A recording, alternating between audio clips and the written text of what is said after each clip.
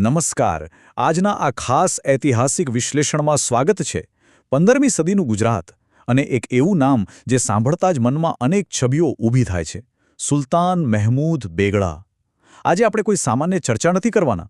ઇતિહાસના એક વિદ્યાર્થી તરીકે ચાલો આજે આપણે એક નિષ્પક્ષ અદાલત ઊભી કરીએ, જ્યાં આપણે તપાસીશું કે આ અત્યંત શક્તિશાળી અને વિવાદાસ્પદ શાસકનો અસલી વારસો શું હતો. મુખ્ય સવાલ એ છે કે મહેમૂદ બેગડા ખરેખર કોણ હતા? એક મહાન દૂરંદેશી રાજ્ય નિર્માતા કે પછી એક અત્યંત કઠોર અને ધાર્મિક અત્યાચારી? આ બંને અત્યંત વિરોધાભાસી છબીઓ પાછળનું સત્ય શું છે? ચાલો આપણે ઉપલબ્ધ ઐતિહાસિક પુરાવાઓ, જૂના દસ્તાવેજો અને સ્ત્રોતોની ઝીણવટભરી તપાસ કરીને આ જટિલ કોયડો ઉકેલવાનો પ્રયાસ કરીએ. તો આજના આ ઐતિહાસિક મુકદ્દમાની રૂપરેખા કંઈક આવી રહેશે. પહેલાં આપણે અદાલતી ભૂમિકા બાંધીશું, પછી તેમના રાજ્ય નિર્માણના કાર્યો, અત્યાચારના આક્ષેપો, સત્તાના સ્મારકો, સ્ત્રોતોની ઊંડી ચકાસણી અને અંતે આપણું ફાઇનલ તારણ. તો ચાલો ફટાફટ શરૂ કરીએ. શરૂઆત કરીએ બચાવ પક્ષની દલીલોથી, એટલે કે તેમના રાજ્ય નિર્માણ, વહીવટી અને આર્થિક સફળતાના પુરાવાઓથી. જરા કલ્પના કરો, વર્ષ 1459. મહમૂદ બેગડા જ્યારે ગાદી પર બેઠા ત્યારે તેમની ઉંમર કેટલી હતી? માત્ર 14 વર્ષ. હા, સાવ નાની ઉંમર. પણ આ કિશોરે સત્તા સંભાળતાની સાથે જ એક અત્યંત ગતિશીલ અને પરિવર્તનશીલ શાસનની શરૂઆત કરી. એક એવું શાસન જેણે ગુજરાતનું આખું ચિત્ર જ બદલી નાખ્યું. અને આ બાબત ખરેખર નોંધવા જેવી છે કે તેમની લશ્કરી જીત અને વહીવટી સુધારાઓ એકદમ સમાંતર ચાલતા હતા. એક તરફ તેઓ જૂનાગઢ અને ચાંપાનેર જેવા અજેય ગણાતા કિલ્લાઓ ફતેહ કરી રહ્યા હતા, તો બીજી તરફ વહીવટમાં જબરદસ્ત સુધારા લાવી રહ્યા હતા. જેમ કે જમીન માપણી માટે ગજ-એ-સિકંદરી નામનું એક સ્ટાન્ડર્ડ માળખું રજૂ કર્યું, જેથી મહેસૂલ સિસ્ટમમાં પારદર્શિતા આવી શકે. સાથે જ નવા રોકડિયા પાકોને પ્રોત્સાહન આપીને ખેતીમાં તો જાણે ક્રાંતિ જ લાવી દીધી. તેમની આર્થિક નીતિઓ તો જુઓ, ખરેખર અસાધારણ હતી. વેપારની સુરક્ષા માટે તેમણે એક ગજબનો નિયમ બનાવ્યો હતો. જો કોઈ વેપારીને રસ્તામાં લૂંટ કે નુકસાન થાય તો રાજ્ય તેની સીધી ભરપાઈ કરી આપતું. વિચારો, એ જમાનામાં આવું વળતર! તેમના એક ખાસ અમીર ખુદાવંદ ખાને ગુજરાતમાં અંજીર અને શેરડી જેવા પાકો દાખલ કર્યા. અને હા, મહેમદાબાદનો પેલો પ્રખ્યાત ભમરિયો કૂવો અને વોટર મેનેજમેન્ટની બીજી સિસ્ટમ્સ, આ બધાએ ભેગા મળીને શહેરી સમૃદ્ધિને એક અલગ જ ઊંચાઈ પર પહોંચાડી દીધી. તો આ હતી તેમની સિદ્ધિઓ. હવે સિક્કાની બીજી બાજુ જોઈએ. તેમના પર લાગેલા અત્યાચાર અને ધાર્મિક જનૂનના ગંભીર આક્ષેપો. હવે આ મુદ્દો બહુ જ રસપ્રદ છે, કારણ કે અહીં આપણને એક મોટો વિરોધાભાસ જોવા મળે છે. ધાર્મિક કટ્ટરતા વિરુદ્ધ રાજકીય વ્યવહારિકતા. એક બાજુ 1473માં દ્વારકાના મંદિરનો વિનાશ અને જૂનાગઢના રામ માંડલિકને ધર્માંતરણ માટે મજબૂર કરવાના ઐતિહાસિક રેકોર્ડ્સ છે, જે તેમની ક્રૂરતા દર્શાવે છે. પણ એની બરાબર સામે એમણે પોતાની જ સેનામાં હિન્દુ સૈનિકોને નોકરીએ પણ રાખ્યા હતા. એટલું જ નહીં, સ્થાનિક કોળી જમીનદારો પાસે ખંડણી લઈને તેમને જમીન જાળવી રાખવાની છૂટ પણ આપી હતી. મતલબ કે જ્યારે રાજકીય વફાદારીની વાત આવે ત્યારે તેઓ અત્યંત વ્યવહારુ પણ બની શકતા હતા. ઇતિહાસમાં તેમને ઘણીવાર ગાઝી એટલે કે પવિત્ર યોદ્ધા તરીકે વર્ણવવામાં આવ્યા છે. ખાસ કરીને પાછળથી આવેલા ફારસી ઇતિહાસકારોએ મૂર્તિપૂજા સામેના તેમના અભિયાનોને ખૂબ જ ગૌરવભેર રજૂ કર્યા છે. ચાંપાનેરના રાવળ જયસિંહનો જ દાખલો લઈ લો. તેમણે શરણાગતિ સ્વીકારી લીધી હતી, છતાં ધર્માંતરણનો ઇનકાર કરતા તેમનો વધ કરવામાં આવ્યો.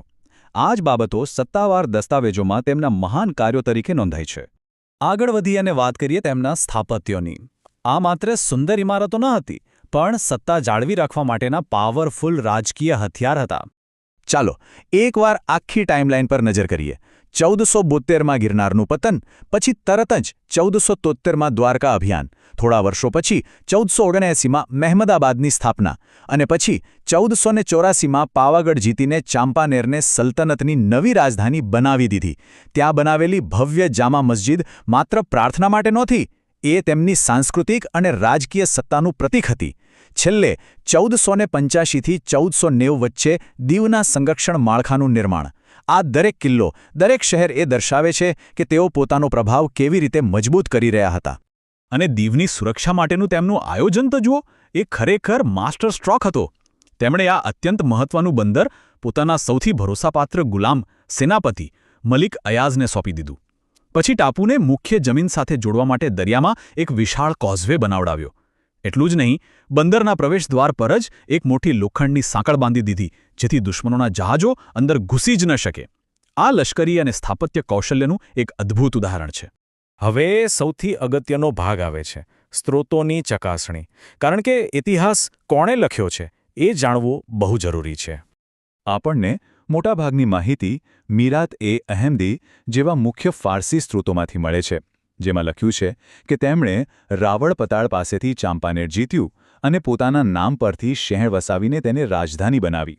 પણ એક મિનિટ, અહીં આપણે ધ્યાન રાખવું પડશે કે આ લખાણો મુગલ કાળમાં, એટલે કે ઘણા સમય પછી લખાયા હતા, અને સ્વાભાવિક છે કે તેમાં સુલતાનની તરફેણમાં સ્પષ્ટ પક્ષપાત જોવા મળે છે.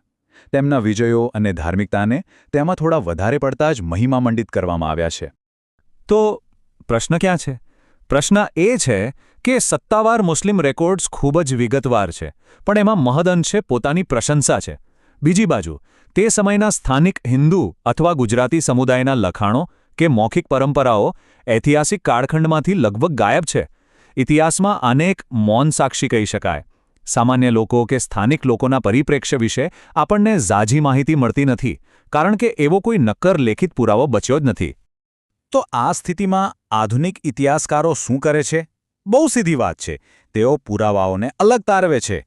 દાખલા તરીકે, ચાંપાનેર પરનો વિજય અને ત્યાંનું બાંધકામ 100% સાચું માની શકાય, કારણ કે એના પુરાતત્વીય પુરાવા આજે પણ અડીખમ ઊભા છે.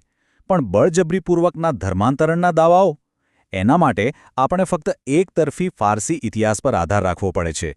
તેથી આધુનિક વિદ્વાનો તેને મધ્યમ સ્તરની વિશ્વસનીયતા આપે છે. આ બધી જ દલીલો અને પુરાવાઓ તપાસ્યા પછી હવે સમય છે આપણા અંતિમ તારણ પર પહોંચવાનો. એક એવો વારસો જેમાં બે અલગ અલગ પાસાં છે. સુલતાન મહમૂદ બેગડાને એક સીધા સાદા ખાનામાં ફિટ કરવા અશક્ય છે. તેઓ ન તો સંપૂર્ણપણે કોઈ ઐતિહાસિક નાયક હતા, ન તો માત્ર એક ક્રૂર ખલનાયક. હકીકતમાં તેઓ 15મી સદીના ગુજરાતની ભવ્યતા અને એ સમયની કઠોરતા બંનેના પ્રતીક સમાન હતા. એક શાસક તરીકે જેમણે શાનદાર ઇમારતો બનાવી, અર્થતંત્રને નવી ઊંચાઈએ પહોંચાડ્યો, પણ એ જ સાથે સત્તા ટકાવી રાખવા માટે ક્રૂર અને કઠોર લશ્કરી રીતો પણ અપનાવી. આ એક અત્યંત જટિલ અને વ્યવહારુ રાજ્ય નિર્માતાની વાર્તા છે. આજના આ વિશ્લેષણના અંતે એક બહુ જ મોટો નૈતિક પ્રશ્ન વિચારવા જેવો છે. શું ભૂતકાળમાં મહાન સામ્રાજ્યો ઊભા કરવા માટે ક્રૂરતા ખરેખર અનિવાર્ય હતી? શાનદાર સ્થાપત્યો અને મજબૂત અર્થતંત્રના નિર્માણ માટે ચૂકવી પડતી આ ભારે નૈતિક કિંમત વિશે આપણે શું વિચારવું જોઈએ? ઇતિહાસ કોઈ દિવસ ફક્ત શ્યામ કે શ્વેત નથી હોતો. એ હંમેશા ભૂખરા રંગનો હોય છે. આશા છે કે આ ચર્ચાથી ઇતિહાસને જોવાનો એક નવો અને ઊંડો દૃષ્ટિકોણ મળ્યો હશે. બસ આવી જ રીતે નવું જાણતા રહીએ અને સવાલો પૂછતા રહીએ.